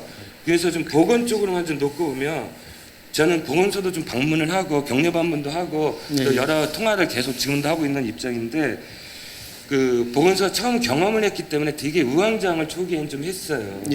나름대로 이제 그 이후에는 좀 나름대로 그 틀을 가지고 노력하는 모습을 보이긴 했지만 아직까지는 아까도 얘기했듯이 그런 지역 특성에 맞는 매뉴얼이나 교육 훈련들이 전혀 안 돼 있다 보니까 아직도 체계 있게 되진 않아요. 그리고 보건행정만 따로 구분하기 어려운 게 이것을 총괄하는 시장의 리더십, 반향, 마인드에 따라서 공무원들은 이 반향에서 열심히 할 거냐, 요 반향에서 열심히 한 게 차이가 나는 거예요. 그런 측면에서 이걸 구분해서 저는 평가하기는 어렵다고 보고, 그런 측면에서 저는 그 평택시장의 의기 대응 능력은 저는 매우 문제가 심각했고, 이 문제에 대해서는 정말 저는 끝나고 나서 시민들에게 사과하고 이것을 극복하는 노력을 정말 진실하게 저는 보여야 될 거라고 좀 말씀드리고 싶습니다. 이 회장님 저기 그 상인들도 그러면 이번 위기 대책 능력에는 상당히 불만이 많은 건가요? 제가 얘기하면 안 될 것 같은데. 근데 그냥 이제 그것도 그거지만 우리 이은우 대표님께서 얘기했듯이 했으니까 저는 좀 참아가면서 하렵니다. 근데 가장 중요한 건 제가 아까 얘기했듯이 높으신 분들이 많이 내려왔어요, 지역에. 근데 제발 정말 높으신 분들 가려가면서 내려와 주셔야지. 하루 걸려서 계속 내려옵니다. 제일 처음에 내려오는데 우리 남병필 도시사님 내려왔을 때는 그것도 제일 처음 내려왔을 때는 좀 반가웠습니다. 그래서 대화가 좀 다른 분이라고 생각했기 때문에 반가웠고 대화를 좀 진지하게도 했습니다. 진지하게 했고 이렇게 해서 실질적인 도움을 줘야 됩니다라고 얘기도 했고 또 고개도 끄덕이었고 하여튼 해보자라고 식으로 얘기했는데 누가 또 거들어가지고 또 이상한 소리를 해서 넘어갔습니다. 그 얘기는 안 하렵니다. 공개석상 얘기하면 또 안 되니까. 그 다음에 이제 황희여 장관님 오셨습니다. 그 다음에 최경만 부총리님께서 바로바로 오셨어요. 하루하루 걸러서. 근데 왜 그렇게 하십니까? 아니, 같이 오셨는지. 우리 정말 그 준비하려면 오시면 준비하려면 공무원들도 그래요. 메르스 때문에 정말 골치 아파 죽겠는데 정말 신경 써야 되는데 공무원들도 죽으려고 그래요. 저한테 밤 12시 1시에 전화 온대요. 여기 오시니까 어떻게 하냐고 나보고 좀 대책 좀 해와요. 나보고 같이 좀 해달라고. 그래서 나는 통북시장만 올게 아니라 다 올려보내기도 했는데 그 다음에 이제 박근혜 대통령이 오신다고 해가지고 이게 클라이막스입니다. VIP가 오신다고 해서 무슨 말인가 했더니 박근혜 대통령이 오신다고 합시다. 그래서 아니 3일간을 준비했어요. 아니 근데 전에는 그걸 안 했는데 내가 상윤회장 아니었으면 다 때려 엎어버리려고 그랬습니다. 아니 왜 그걸 준비를 합니까? 내가 우리 사는 거 그대로 보여주면 되고 이렇게 어려운 걸 좀 보여주면 되는 건데 중앙에서 내려오죠. 또 요즘은 그래서 이번에 대전에서 많이 가 있다는 걸 이제 느꼈어요. 대전에서도 많이 올라오시더라고요. 정부가 그래서 대전으로 많이 가 있구나라는 걸 느꼈어요. 대전에서 올라오시고 한 7, 80분이 계속 지그재그로 막 왔다 갔다 하시는 거 아침부터. 근데 사실상 이게 상인회 회장이기 때문에 이걸 또 그렇게 또 안 하면은 따르지 않으면 혼날까 봐 그렇게 했는데 그러고 나서만 못 오시고 결국은 3일간 준비했는데 못 오시고 우리 황교안 국무총리님께서 오셨습니다. 그래서 평택으로 오지 말고 위로 올라가십시오. 하고 말했는데 성탄으로 가셨습니다. 네 그렇게 하고 말했는데 사실상 그러고 나서 또 문재인 대표님 오셨네요. 문재인 대표님 저한테 좀 혼 좀 났습니다. 야당이 야당다고 해야지. 그랬습니다. 대놓고 얘기했습니다. 야당이 야당다고 해야지 왜 그렇게 하느냐. 야당이 야당 더 와라. 아니 세월호 사건 터졌지. 이거 계속 뒷부분만 치냐. 이번에도 이거 그러니까 갔어야지 올바르게. 잠깐만 마무리 짓겠습니다. 그래서 이런 것들을 우리가 지켜봤을 때 정말 터졌을 때는 높으신 분은 오시지 말고 실무자들 오셔서 뭔가 대책을 세워서 뭔가를 좀 앞으로 나갈 수 있는 것을 해줘야지. 높으신 분들 오시면 정말 시의 관계자들도 힘들 것 같아요. 시 관계자들도 과장, 국장까지 다 이렇게 해서 움직여야 되는데 메르시 문제 때문에 계속 가고 있는데 그분 한 번 오시면 부총님 한 번 오시면 몇 명 뜨는 줄 알아요? 100명 이상 뜹니다. 100명 이상이. 아니 근데 그거 따라서 줄줄 따라다니고 뭐 사진 찍자는 겁니까? 그건 아니잖아요. 우리가 실질적인 건. 네, 그래서 이런 문제는 앞으로는 그런 거 정말 그렇게 해서는 안 되겠다는 얘기를 드리고요. 그 김장원 씨가 엊그제 오셔가지고 우리 그분 얘기 잠깐 왔다 가는데 난리 났어요. SNS에 뜨고 난리 났어요. 김장원 씨 오셔서 가수 김장원 씨 오셔가지고 평택에 문제 없다. 문제 없으니까 당도 보고 해라 해가지고. 근데 그분이 오시는 게 아예 다른 사람보다 훨씬 더 낫지 않았냐. 내일 모레 또 우리 공연도 해준다고 오신다고 무료로 해준다고 오신다고 합니다. 하여튼 이런 분들이 더 많이 와서 이상이 없게끔 했으면 좋겠습니다. 네, 그러니까 이상입니다. 이제, 예, 그러니까 앞으로 이제 평택시가 위기 대책이 오면 실질적인 것부터 먼저 하고 이제 그 이후에 좀 정치적인 것들은 나중에 하는 실질적인 매뉴얼이 더 필요하다라는 말씀으로 정리를 해야 될 것 같습니다. 준비는 뭐 이 세 가지 논제는 좀 어느 정도 잘 했고요. 우리 조금 브레이크 타임을 가졌다가 의원님 말씀. 네, 이제 위기 대처 능력에 대한 이제 평가를 지금 하고 있는 중인데요. 우리 이광재 회장님께서 참 바쁘신데 많은 분들 이렇게 모시느냐고 고생 많이 하셨습니다. 저도 사실은 뭐 내려오면은 같이 이렇게 동행해서 시장 상인분들 격려 차원에서 이렇게 같이 이렇게 이제 투어도 하고 했는데요. 실질적으로 뭐 이제 그 우리 국무총리는 송국시장을 방문하셨고, 그 다음에 이제 황우여 부총리께서는 송탄의 국제시장을 방문하시고, 그 다음에 우리 최경환 부총리는 이제 서정시장 이제 다녀오시고요. 그 다음에 이제 우리 또 안중시장에는 이제 구명강도 원장님께서 이제 어제 내려오셔갖고 사실 격려차 다 내려오신 겁니다. 격려차 내려오시는데 뭐 상인 어제 같은 경우는 이제 그 한 5천만 원 상당의 이제 우리 지역에 시설 하시는 그 이제 대표자분께 전달해서 사실 그분들이 이제 재래시장에서 사용할 수 있는 그런 그 이제 온누리 상품권으로 전달을 했습니다. 그래서 아마 그분들이 온누리 상품권을 아마 재래시장에서 이제 구입을 해서 아이들 지역 아동센터라든지 또 뭐 어르신 돌보미 하시는 분들께서 아마 진행을 하실 것 같습니다. 좀 그분들은 정치적으로 또 움직여야 되니까 또 이해를 좀 해주시고 또 그 재래시장에 계시는 우리 상인분들 격려차 내려오시는 거라고 이렇게 좋게 좀 이해를 해주시면 하는 바람이고요. 우리 평택시가 우리 행정부서에 있는 공무원들 참 고생 많이 하셨다고 저는 생각이 듭니다. 뭐 밤낮을 가리지 않고 이 메르스를 극복하기 위해서 좀 고생 많이 하셨고요. 특히 이제 보건소장님을 비롯한 보건소에 있는 우리 직원분들 참 고생 많이 하셨습니다. 우리가 이제 그 학교가 이제 임시 휴업을 하면서 실질적으로 제일 중요한 게 이제 방역 소독이었습니다. 소독도 사실 일반 소독이 아니고 이제 교실 구석구석 다 하는 그런 이제 그 살균 소독을 해야 되는 그런 상황에 있었습니다. 그래서 우리 보건소에다가 저희가 주문하기를 좀 소독을 우리 교육청이 좀 많이 좀 도와주십사 하라는 그런 이제 계속 주문을 했습니다. 계속 주문을 하는 과정에서 우리 경기도에서 이제 방역 차량 5대가 내려와서 사실은 이제 하는 그 장소가 있더라고요. 저희가 생각하는 뭐 어디 뭐 그냥 이렇게 방역차가 전시성으로 돌아다니는 것이 아니라 방역을 하는 그 요소 그것을 다 해야만이 그 방역이 끝나는 거더라고요. 그래서 뭐 2,000몇 군데의 방역을 필수적으로 해야만 되는 그런 상황이더라고요. 그래서 그 과정에서도 이제 학교에 계속 방역을 하고 그다음에 이제 살균 소독을 하고 이렇게 진행을 잘 해왔습니다.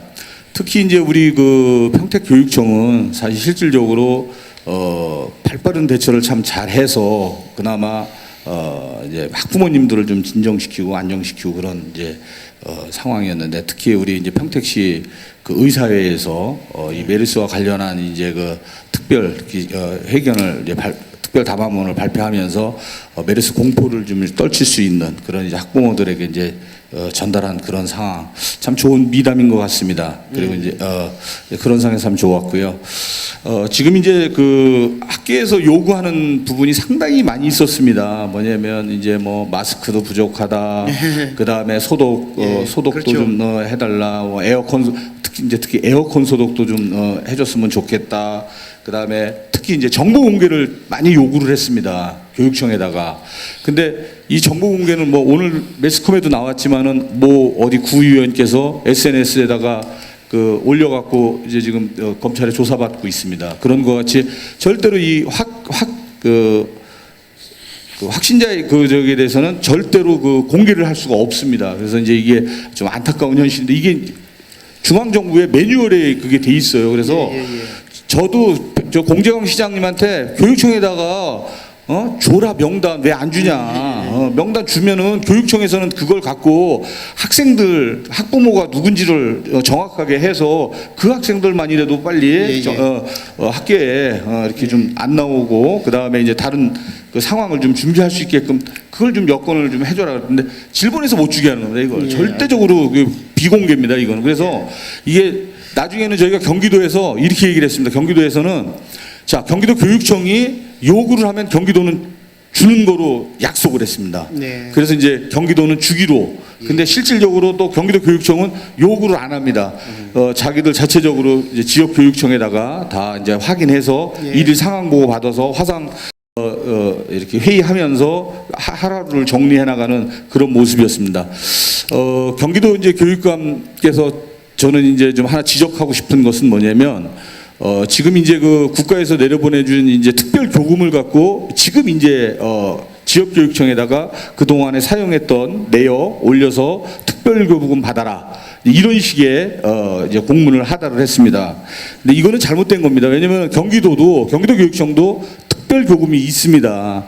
그러면 사태가 딱 벌어지면 특별 교금 먼저 내려서 아이들 마스크 사고 그 다음에 발열 감지기 먼저 보냈어야죠. 처리를 하고 네, 그렇습니다. 후 행정을 했어야 되는데 그렇죠. 집행하고 후로 행정을 했어야 되는데 전혀 그렇지 못하고 기다리고만 있는 겁니다. 정부에서 주기만. 여기 밑에 지역교육청에서는 오죽하면 교장 선생님들이 저 회의하는데 특별교금 왜 안 내려보내냐 경기도 교육청은 오히려 하소연합니다. 더 재미있는 아이러니한 한 가지 현상이 있습니다. 뭔지 아세요? 평택시는 평택교육청은 평택시에게 발열 그 감지기를 요구를 했습니다. 요구를 했는데 안 주지 아니요, 줬습니다. 이거 접촉식이냐 비접촉식이냐를 갖고 또 따진 거예요. 근데 이게 곧 그 당시에 상당히 풍기 현상이 벌어져서 이걸 못 구했어요. 그래서 결국은 교육청에서 요구하는 거는 비접촉식을 요구하는데 우리 평택시에서는 접촉식을 접촉식 하는 거 이거는 한 명을 체크를 하면 소독을 해야 됩니다. 그래서 이제 그런 것 때문에 사실 이제 교육청에서는 비접촉식을 이제 원했던 부분인데 이게 교육청도 잘못했고 평택시도 잘못된 겁니다. 왜 그러냐면 그것보다 더 쉽고 간편했던 게 있었습니다. 뭔지 아세요? 그게 휴대용 1인 발열 체크기가 있습니다. 근데 그게 뭐냐? 일회용입니다. 일회용으로 이 혀 밑에다 딱 넣으면은 1분만 감지하고 있으면 정확하게 온도가 나옵니다. 근데 그런 거 또 모르고 이게 뭐 매뉴얼이 없다 보니까 서로 우왕좌왕하고 이런 현상이 벌어졌던 것 같습니다. 그때 시에서도 잠깐만요, 조치를 하라고 그래서 지금 비행기가 지나가서요. 좀 제 생각에는 이제 좀 그 우리 카메라 선생님 선생님들도 좀 지쳤으니까 좀 브레이크 타임을 갖고요. 마지막으로 이렇게 발언할 수 있는 시간을 한 20분씩, 2, 3분씩 들어가지고 하고 싶은 얘기를 다 하실 수 있도록 하겠습니다. 우리 조금 쉬었다가 진행하도록 하겠습니다. 중동 지역에 다녀온 남성이 고열과 호흡곤란, 심지어 사망에 이르는 중동 호흡기 증후군, 메르스 환자로 확진 대상자 역시 1,300명을 코로나 넘어섰습니다. 감염자 가운데 처음으로 사망자가 발생했습니다. 뒤늦게나마 4일 대책 상황실이 가동됐습니다.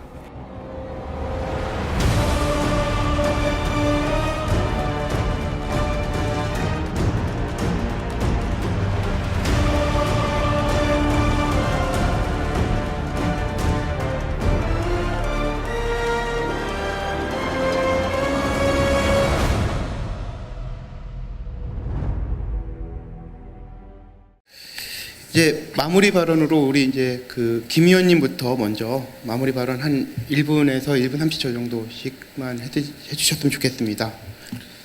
먼저 그 공재강 시장님과 또 1,700여 공직자 여러분, 이분들이 열심히 불철주야 노력하신 그 덕분에 우리 시가 지금 조금이나마 안정화되고 있습니다. 특히 보건소와 병원 의료진 여러분한테도 정말 고생이 많으시다고 말씀드리고 싶습니다.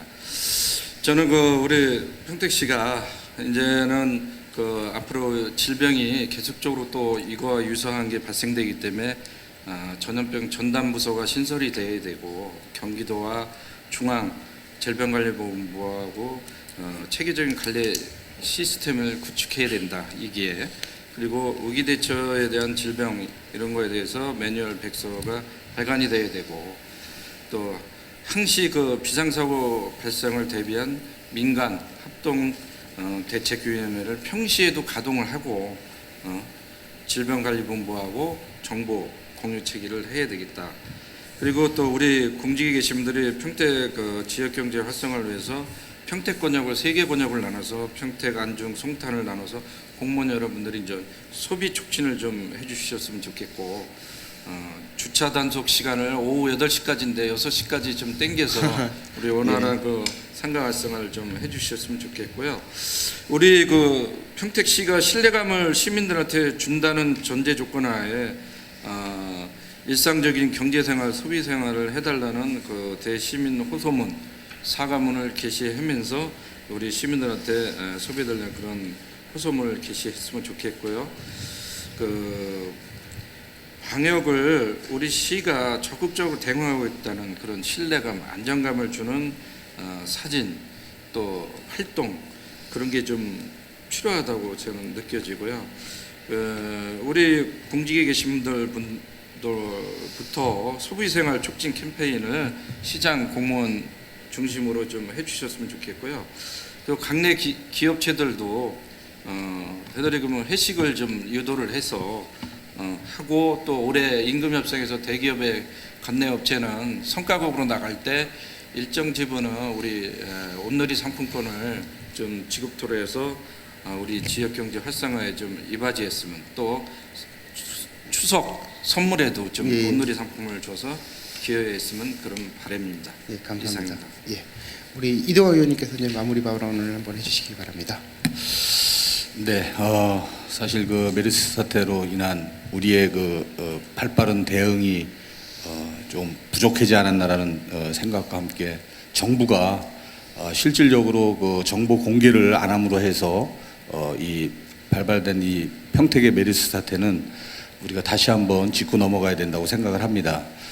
외국의 사례를 보면 미국 같은 경우는 이제 성공 사례가 나와 있습니다. 메르스에 대해서 의사가 그 중동 지역 갔다 와서 본인이 스스로 이렇게 메르스 판단해서 자기가 스스로 병원에 들어가서 격리하는 그런 모습, 또 우리 홍콩이라든지 중국에서 사스 사태가 벌어졌을 때의 그 발빠른 대응과 대처, 또 싱가포르 같은 경우도 마찬가지고요. 또 일본도 지금 현재 이 메르스와에 관련돼서는 중앙 정부와 지자체가 네트워크를 구성해서 늘 이렇게 발빠르게 대응을 하고, 또 외국의 사례를 빨리빨리 그 파악을 해서 적극적으로 대처하는 그 모습, 사실 이런 부분이 사실은 이제 우리도 배워야 될 점이고 앞으로 해 나가야 될 점이 아닌가 이렇게 싶습니다. 사실 이제 그 초기 대응 실패가 이런 큰 불상사를 일으켰는데, 이제 지금은 어떻게 뭐 피해에 대한 보상 차원이라고 그럴까요? 아니면 이제 그런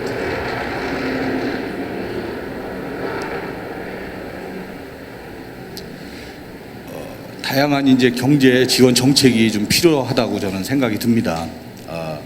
앞으로 이제 우리가 백신 개발에 대한 연구를 좀 해야 되지 않을까라는 생각이 듭니다. 사실 기후 변화라든지 또 호흡기 질환과 관련된 이런 그 질환이 갑작스럽게 또 바이러스가 변이되면서 생기는 이런 질환들이 생기면서, 사실 그거에 대한 대처는 우리가 백신을 이제 개발을 해서 그런 부분에 있어서 우리가 좀 발빠른 대응을 돼야 된다고 생각이 들고요.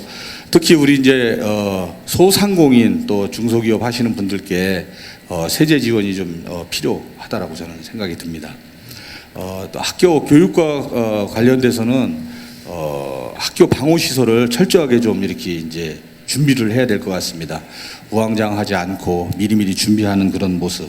또 더 중요한 것은 지금 우리 이제 경기도에는 도립의료원이 있고 국가에는 국립의료원이 있습니다. 이런 공공의료 기관을 최대한 활용할 수 있는, 또 그거에 걸맞는 의료 시설을 구비해서 집중적으로 이렇게 투자해서 앞으로 이런 그 메르스 사태와 같은 감염자들이 나타났을 때 그쪽으로 이렇게 이동할 수 있는 이런 좋은 그 시설을 좀 계속 이렇게 진행을 해야 될 것 같습니다. 저희 평택에는 사실 이제 메르스 발상지로서 국가 중앙 정부가 뭘 좀 도와줘야 되나라는 생각을 갖고 있을 거라고 저는 생각이 듭니다. 그래서 그런 부분에 있어서는 우리 평택에 뭐 호흡기 질환 또 내지는 기후 변화에 따른 그런 그 바이러스 이런 걸 연구할 수 있는 좀 국가급 그 연구 기관을 또 아니면 세계적인 연구 기관을 좀 유치를 해서 평택이 이런 그 세계적인 호흡기 질환이라든지 또 기후 변화에 따른 질병의 이 선구자가 될 수 있는 그런 기관을 좀 하나 이렇게 유치하고 만들어냈으면 하는 바람을 해봅니다. 감사합니다. 이제 민용기 기자님 이제 마지막 발언 좀 해주시기 바랍니다. 저는 뭐 앞서 또 계속 말씀드린 것을 좀 정리하는 그 상황으로 말씀을 올리도록 하겠습니다. 일단은 지금 메리스 사태가 오늘 안타깝게도 좀 한 명이 더 평택 지역에서 발생을 했기 때문에 뭐 진정 국면에 접어들었다는 이야기는 제가 그 전보다는 낫겠지만 그렇게 표현하지 않겠습니다. 다만 그 저희가 이번 사태로 인해서 좀 더 그 미흡했던 그 체계들이라든가 이제 미흡했던 컨트롤 타워 부재로 인한 그리고 초기 대응 정부의 초기 대응 실패로 인한 저희가 혼란과 가중을 몸소 체험을 했지만 이것을 타산지적으로 삼아서 다음번에 그 매뉴얼들이나 이런 그 각종 그 감염에 따른 이제 질병에 대한 이제 대처 능력을 키울 수 있는 이제 그런 부분에 대한 그 매뉴얼들을 만들어서 지역 특화시킨 이현우 대표님께서 말씀하신 지역 특화된 매뉴얼을 만들어서 그 부분에 저희가 이제 적용을 해야 된다. 그리고 다만 지금 현재는 그 제가 비유가 적절한지 모르겠지만 집 나간 아들이 있는 상황에서 집 안에 들여놓고 그 다음에 혼을 내든 해야 된다라고 생각합니다. 지금 현재는 민관정이 하나로 합심해서 거기다 시민사회단체까지 해서 하나로 합쳐서 그 이 위기를 극복할 수 있는데 힘을 하나로 모으고 이 사태가 메리스 사태가 종식된 이후에 반드시 이 민관정 언론까지 모두가 합심해서 한 자리를 모아서 우리가 과거 이 사태에 대해서 잊지 말고 어떤 부분이 잘못됐는지에 대해서 다 반드시 자기 성찰이 필요하다고 생각합니다. 그래서 그 부분이 돼줘야지만이 저희가 다음번에 각종 그 질병, 감염, 특히나 이제 감염에 따른 이제 질병에 대한 대처 능력이 저희가 우수 사례로, 우수 도시로 될 수 있을 거라고 생각합니다. 이렇게 마치겠습니다. 알겠습니다. 우리 이윤희 사장님께서도 마지막 발언을 좀 해주시기 바랍니다. 그 어저께 평택에 확진자가 나왔거든요. 그리고 근데 문제가 이분이 6일 동안 평택 시내를 돌아다녔던 거예요. 그런 측면에서 아직 평택은 메르스가 진행형이라는 그런 이제 긴장감을 갖고 열심히 하는 모습들을 통해서 극복해 나갈 때 저는 도시 이미지도 좀 더 변화될 수 있다. 그래서 저는 민생, 그 시민 안전이 민생이다. 시민이 안전하게 느끼고 있어야 또 시민이 나를 지자체나 국가가 보호해주고 있다는 걸 느껴야만이 이 사람은 그 일상적인 생활을 좀 더 편하게 할 수 있는 거거든요. 그런 측면에서 저는 시민 안전이 민생이라는 것들을 우리 공재강 평택시장님이나 우리 공무원분들이 꼭 좀 이해를 해주시면 좋겠고요. 그래서 좀 향후에는 좀 시민세나 다양한 부분들하고 같이 소통하면서 이 문제를 풀면 좋겠다. 지금까지도 평택시는 그 메리스 그 평택시민 비상 대책 협의회는 한 번도 간담회를 요청하거나 간담회에 부른 적이 없어요.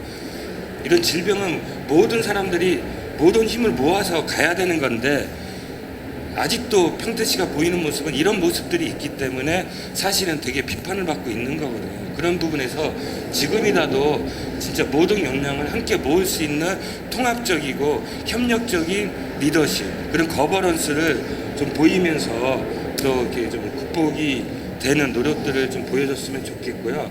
그러면서 저는 중앙정부하고 그 지방자치단체하고 이제 질병은 그 중앙정부의 몫이라는 관점에서 벗어나서 함께 풀어야 되는 과제다. 그러니까 질병 치료나 이런 거 관리는 중앙정부가 하더라도 이에 따른 방역이나 예방, 그 다음에 그 심리적 안정화 이런 거는 지방자치단체가 해야 되거든요. 그런 측면에서의 저는 보건 반영의 분권화가 이루어져야 된다 이번 계기에. 그리고 지방과 중앙정부의 네트워크들이 새롭게 다시 좀 개선이 될 필요가 있고요. 그리고 저는 이거가 나름대로 좀 정리가 되면 일단 평택시의회가 나는 조사권을 좀 가지고 평택이 왜 이 메리스가 이렇게 초기 대응이 문제가 있었고 그 이후에도 그 적절한 대응들이 안 되면서 지역사회에서 갈등들이 있었는가에 대한 그 시의회 차원에서의 나는 조사, 감사가 필요하다고 생각합니다. 그건 당연히 시의회가 난 해주고 그걸 지역사회에 공개해줘야 된다고 보고요.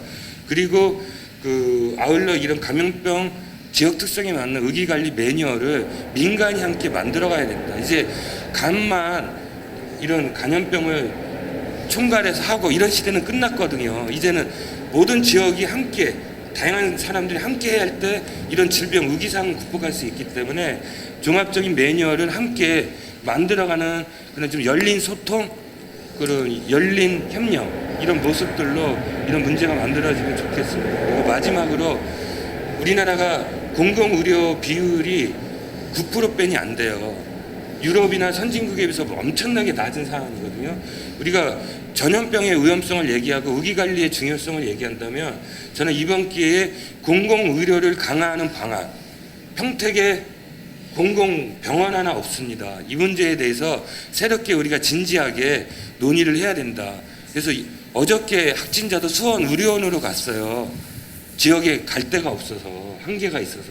이런 부분에서 저는 좀 종합적 공공의료 시스템을 개혁하는 논의도 활발하게 이루어지면 좋겠습니다. 그리고 마지막으로 우리 시민들도 저는 처음에 가졌던 공포와 불안보다는 좀 일상의 회복을 위해서 개인위생 수칙을 열심히 지키면서 일상의 회복에 대해서도 함께 좀 나눌 필요가 있다. 그걸 통해서 우리 공동체의 뭐 경제적 어려움, 생활적인 어려움들을 함께 공동체의 그런 연대와 우애로 극복하는 그런 지역사회를 함께 노력하면 좋을 것 같습니다. 예, 우리 마지막으로 이광재 회장님도 마지막 발언해 주시기 바랍니다. 네, 이제 어쨌든 이 토론회에 참여해서 뭘 얻었는가 생각해 보니까 좀 얻은 건 있어요. 근데 좀 부족하다.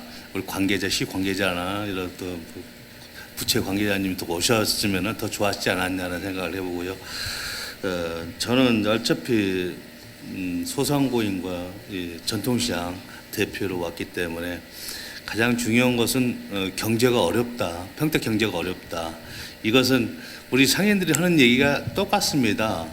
하나 있을까? 우리는 죄가 없는데 왜 우리가 이렇게 당해야 되느냐? 소상공인도 그렇고. 근데 가장 중요한 거거든요. 시 관계자나 시장님도 그렇고 가장 중요한 건 전통시장 살려야 된다는 얘기를 많이 하십니다. 돌아다니면서. 근데 어떻게 살릴 것인가? 어떻게 메뉴를 가져갈 것인가? 대화가 안 됩니다. 소통이 안 된다는 거. 예, 뭐 메르스 문제도 그렇지만 일단 대화가 돼야 되겠다는 겁니다. 또 불러서 우리가 요구해도 잘 힘들어요. 대화가 안 됩니다. 가장 중요한 대화를 해서 서로가 품고 있는 거, 안고 있는 거 좀 풀어서 하나의 그 핵심을 찾아서 그 방향으로 같이 가면 좋겠는데 이 대화가 안 된다는 게 제일 좀 가슴 아프고요. 저는 그 우리 중앙이나 우리 또 시 관계자 시장님, 시장님이야 모든 분들한테 좀 이 얘기 드리고 싶어요. 온누리 상품 얘기하는데 제가 우리 김수희 의원님도 계시는데 재작년에 쌍용에 가서 한 3억을 내가 팔았습니다. 김수희 의원님이 좀 도와줘가지고 그랬지만은 이게 좀 그렇게 해서 대기업들이 움직여주면은 여러 가지로 도움이 됩니다. 삼성이나 뭐 또 대우, 기아 이런 데서 움직여주면 큰 도움이 됩니다. 그래서 하여튼 우리가 정말 실제로 도움이 된다는 건 온누리 상품권 이런 것들이 좀 활용을 많이 할 수 있게끔 해주시는 것들, 네, 그런 것들이 좀 도움이 되고요. 아까 지금 얘기했듯이 우리가 지금 6월도 가버렸고 7월이 또 옵니다. 7월까지도 저는 제가 예상하기로는 7월까지 힘들 것 같다는 생각을 해봅니다. 조금 나아질지언정 조금 그래도 힘들 것 같다는 생각을 해봅니다. 그래서 어떻게 좀 정말 재난지역으로 선포를 해줄 수 있다면 해주시고요. 그렇게 피부에 닿는 도움을 주었으면 하는 마음, 상인들이 바라는 게 피부에 닿는 도움을 주었으면 하는 마음이고요. 그리고 이제 제가 이제 3년 전에 이마트하고 싸우면서 느꼈던 것은 정말 평택 지역의 상권은 소상공인과 전통시장이 살려내고 있습니다. 대기업들은 그날 팔아서 그날 올라가 버립니다. 서울 올라가 버립니다. 돈이 올라가 버립니다. 그 돈은 돌지는 않는 지역에 돌아야 될 돈이 전부 다 중앙으로 흡수가 되는 거죠. 그런 걸 감안해서 그런 좀 홍보 차원에서라도 좀 더해서 지역의 경제를 살리기 위해서는 전통시장과 소상공인들이 좀 활성화돼야 되겠다. 더 많이 자야 되겠다. 그런 생각을 꼭 좀 필히 좀 염두에 두고 그 홍보 차원에서 더 많이 좀 해주셨다는 얘기 마지막으로 드립니다. 감사합니다. 평택 메리스법 어떻게 할 것인가라는 주제를 가지고 여러 관련된 그 패널들을 모시고 토론을 해보았습니다. 덴마크의 철학자 키르케고르가 죽음에 이르는 병에서 이렇게 이야기합니다. 사람이 정말 죽음에 이르는 병은 불안과 공포라고, 우리 시민들 이 불안과 공포를 잘 이겨내서 그 불안과 공포를 이겨낼 수 있는 지혜를 모으자고 이렇게 대토론회를 시작을 해보았습니다. 여기서 얻은 지혜가 앞으로 평택이 나아가는데 더 많이 사용되었으면 좋겠고요. 특히 메르스 바이러스 때문에 직접 병마와 싸우고 계시는 환자 여러분, 그리고 격리 대상자 여러분, 그리고 일선 병원에서 또 치료를 하기 위해서 목숨을 걸고 치료하고 있는 의료진들, 그리고 우리 평택시장님 이하 공무원 행정을 또 담당하고 있는 모든 선생님들, 그리고 그 일선 교사들, 그리고 우리 지금까지 시청해 주신 모든 사람들이 지혜를 모아서 정말 이 위기를 극복해 나갈 수 있는 그런 평택시가 되기를 바랍니다. 지금까지 참여해 주신 우리 패널 선생님들께 정말 감사하다는 말씀 전해드리고요. 우리 시청자 여러분도 정말 지금까지 시청해 주셔서 정말 감사합니다. 지금으로 이것으로 대토론을 마치도록 하겠습니다. 감사합니다.